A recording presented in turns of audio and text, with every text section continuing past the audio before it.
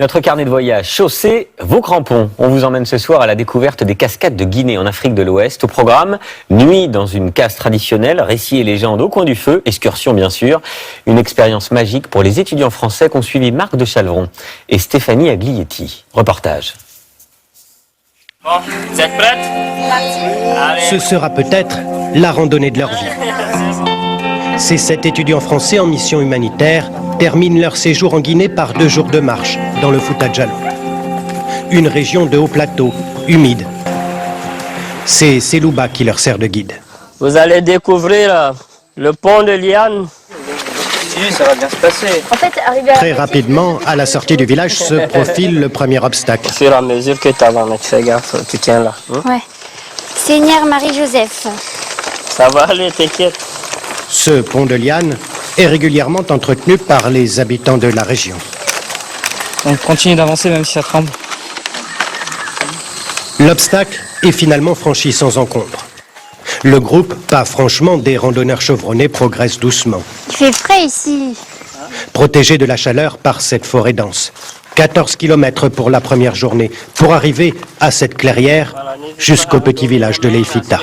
Venez, bienvenue, Kotoli. C'est ici que les étudiants vont passer la nuit, accueillis par les habitants.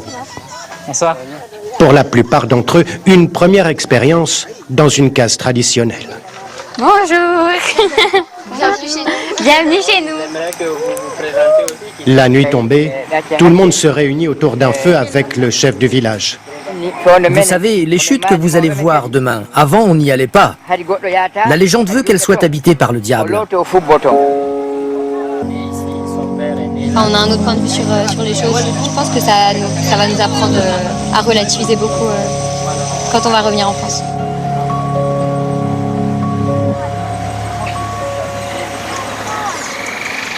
Le lendemain matin, le groupe reprend la marche, 18 km aujourd'hui, avec une seule idée en tête, arriver enfin aux cascades. Et là, vous allez découvrir la chute du nom de Kamawi, celle qui a le plus d'eau, la plus haute. La chute de Kamawi, 80 mètres de haut, de l'eau même pendant la saison sèche. Bien se baisser, voilà.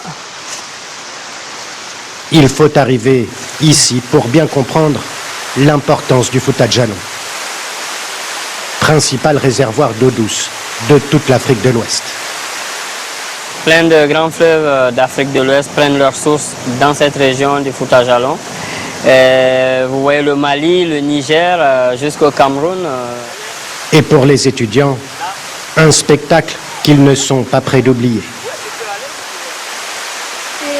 C'est quelque chose qu'on ne reverra sûrement jamais dans notre vie. Enfin, des grandes cascades comme ça, entourées de tant de verdure, c'est vraiment super. Qu'un seul mot, c'est waouh. Mais là, on a envie de se baigner, il y a trop de débit, c'est trop fort. Le top, ça aurait été qu'il y a un singe qui vienne. Profiter de ces derniers instants de calme avant de revenir en France. Garder le plus longtemps possible ce petit goût de paradis.